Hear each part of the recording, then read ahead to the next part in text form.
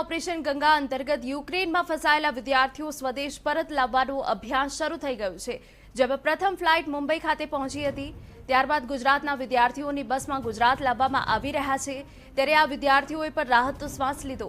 ત્યારે TV9ની ટીમે પરત ફરેલા વિદ્યાર્થીઓ સાથે વાત કરી જાણવાનો પ્રયત્ન કર્યો કે યુક્રેનમાં કેવી સ્થિતિ છે, સાથે વિદ્યાર્થીઓએ ભારત પર પરત ફરવા માટે કેટલો સંઘર્ષ કર્યો તે જાણવાનો પ્રયાસ કર્યો।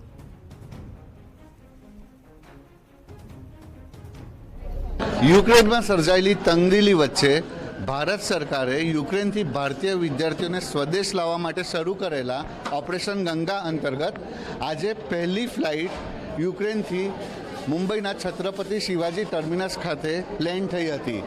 આ ફ્લાઇટમાં લગભગ 218 જેટલા વિદ્યાર્થીઓ માદરે વતન પરત આવ્યા છે, જે પૈકીના 50 વિદ્યાર્થીઓ ગુજરાતના છે।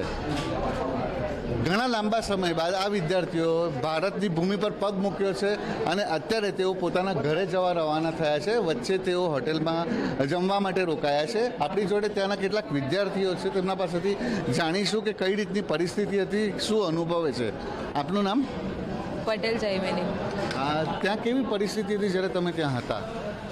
બહુ ગંભીર પરિસ્થિતિ હતી ત્યાં આગળ, બહુ ખોફનો માહોલ હતો, બહુ ડરી ગયા હતા બધા, પણ ભારત સરકારે અમને મદદ કરી તો અમને સારું લાગ્યું। ખાસ કરીને તમને જે રોજિંદા જીવન છે એનામાં કેટલો ફરક પડતો હતો આ જ્યારે વોર શરૂ થઈ પછી? જ્યારે અમને ખબર પડી કે વોર સ્ટાર્ટ થઈ છે તો અમને લોકોને ઉપરથી ઇન્ફોર્મેશન આપવામાં આવી કે તમારા લોકોએ બધું સ્ટોરેજ કરીને રાખી દેવું જોઈએ। તો અમે લોકો સવારે વહેલા ઉઠીને પહેલાં એ કામ કર્યું હતું અને 3-4 દિવસનું ખાવાનું, ફૂડ ને બધું કલેક્ટ કરીને અમે અમારા રૂમમાં રાખી દીધું હતું। આપના પણ ઘણા ફ્રેન્ડ્સ હજુ ત્યાં ફસાયેલા છે, શું તમે એમના જોડે વાતચીત કરો છો? ટેલિફોનિક વાત? એમના જોડે વાતચીત ચાલુ છે। એ લોકો અત્યારે બહુ ગંદી રીતે ફસાયેલા છે રોમાનિયા બોર્ડર પર, અને અમારી એમ્બેસી, અમારા એજન્ટ સુનિલ સર, ગવર્મેન્ટ બધા જ લાગેલા છે કે એ લોકોને જલ્દીથી જલ્દી રોમાનિયાના વિઝા મળી જાય અને એ લોકો ફટાફટ રોમાનિયાના એરપોર્ટ પર પહોંચી જાય, જ્યાં અમારી એર અરેબિયા ઇન્ડિયાની ફ્લાઇટ ઓલરેડી ત્યાં છે એ લોકોને ઇવેક્યુએટ કરવા માટે। તો અત્યારે એ લોકો બોર્ડર પર સ્ટક થયેલા છે કે ફટાફટ, અને આખા યુક્રેનમાંથી બધા જ સ્ટુડન્ટ્સ અત્યારે બોર્ડર પર આવી ચૂક્યા છે, જે 5,000 થી 6,000 જેટલા સ્ટુડન્ટ્સ છે। જ્યારે વોર શરૂ થયો ત્યાં તો ત્યારે તમે કોઈ એવા દ્રશ્ય જોયા જે ક્યારે પહેલાં જોયા નહીં હશે, જેમ કે વોરના બોમ્બાર્ડિંગના કે ટાઈપના કોઈ?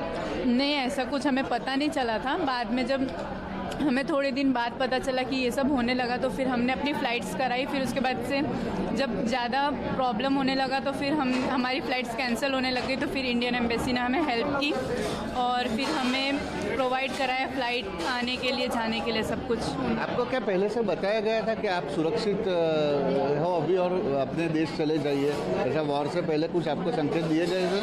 नहीं, हमें बस इतना कहा गया था कि आप ऐसे एकदम सेफ़ जोन में हो, आपकी सिटी बहुत सेफेस्ट जोन में है।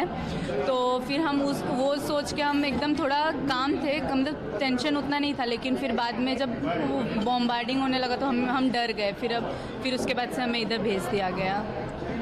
એટલે કે ત્યાં જે પરિસ્થિતિ વણસી છે, હજુ કેટલાક એવા વિસ્તારો છે કે ત્યાં વિદ્યાર્થીઓ ફસાયા છે। આપણી જોડે બીજા પણ વિદ્યાર્થી છે। આપકા નામ? अभिषेक है। अभिषेक जी, कैसा माहौल था वहाँ पर आप जब वहाँ से निकले हो? सर हम तो फिर भी बॉर्डर की तरफ थे तो इतना वो नहीं, लेकिन काफ़ी बच्चे कीव और खार्किव में फंसे हुए, वहाँ पे बहुत बुरी अभी भी हालत है। और वहाँ पे मेरी बहन भी है जो फंसी हुई है अभी। तो सर क्योंकि वो मेनली बॉर्डर के पास पड़ता है रशिया के, तो वहाँ ज़्यादा खतरा है सर। मतलब आप जो थे वो सुरक्षित जगह है और अभी खतरे वाली जगह और बाकी? सर वो मेनली रोमानिया के बॉर्डर के पास पड़ता है, तो इतना खतरा वहाँ पे नहीं था अभी तक, तो इसलिए हमें सेफली सबसे पहले निकाला गया है। आपका नाम? इल्मा मंसूरी।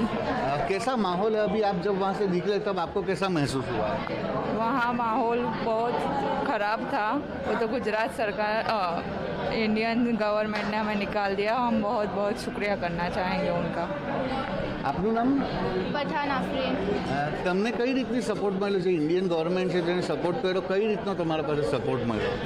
સપોર્ટ હતો, કેમ કે બધું ત્યાંથી તે સિટીમાંથી નીકળવાનું, બોર્ડર ક્રોસ કરવાનું, પછી આ ફ્લાઇટ અરેન્જ કરવાનું, બહુ બધું સપોર્ટ કર્યું છે। પછી અચ્છા, તમારા ફ્રેન્ડ્સ હજુ ત્યાં ફસાયેલા છે, તેમના જોડે વાતચીત થઈ તો શું એ લોકો વર્ણવે છે? અત્યારની વાસ્તવિકતા શું છે ત્યાં? ત્યાં હમણાં ખરાબ હાલત છે, કેમ કે ફાયરિંગ ને બધું, બ્લાસ્ટ ને બધું થાય છે ત્યાં। કોઈ તમે પોતાના નજરે કોઈ બ્લાસ્ટ કે એવું કંઈ જોયું તમે? ના, બ્લાસ્ટ તો નહીં જોયું, પણ અમે સાંભળ્યા છે, લાઈક થોડાક સાંભળ્યા છે। એટલે કે હજુ પણ ભારતીય ઘણા વિદ્યાર્થીઓ છે કે જેમને ત્યાંથી ઇવેક્યુએટ કરવાની ખૂબ તાતી જરૂર છે. આપણી જોડે બીજા પણ વિદ્યાર્થીઓ છે, તેમના પાસેથી વાત કરીશું. આપકા નામ? સંપદા કંસારા. તમે જ્યારે ત્યાંથી નીકળ્યા ત્યારે કઈ ટાઈપનો માહોલ હતો? એમ તમને સેફલી કાઢ્યા, પણ તે છતાં પણ કેવો માહોલ હતો? અમને અમારી સિટીમાં તો કશું જ નહોતું, જે પણ હતું એ બધું ક્યુ અને ખારક્યુમાં હતું, એટલે અમને તો કોઈ પ્રોબ્લેમ વચ્ચે નડે નહીં. અમને સેફલી બોર્ડર ક્રોસ કરાવીને રોમેનિયા થ્રુ અમને પ્લેનમાં અહીંયા મુંબઈ લઈ આવ્યા. આ વચ્ચે તમારું જે કોમ્યુનિકેશન થતું હતું તો કેવી રીતનો તમને સપોર્ટ રહ્યો હતો ઇન્ડિયન ગવર્મેન્ટ તરફ? ઇન્ડિયન ગવર્મેન્ટ તરફથી સારો સપોર્ટ રહ્યો હતો અને અમારો કોન્ટેક્ટ અમારા પેરેન્ટ્સ સાથે ચાલુ જ હતો. જે પણ અપડેટ થતું હતું અમે અમારા પેરેન્ટ્સને કહી દેતા હતા. એટલે જે રીતે સરકારે ત્યાંથી ઇવેક્યુએટ કર્યા છે તે રીતે અત્યારે જે વિદ્યાર્થીઓ છે તેમનામાં ખુશી જોવા મળી રહી છે.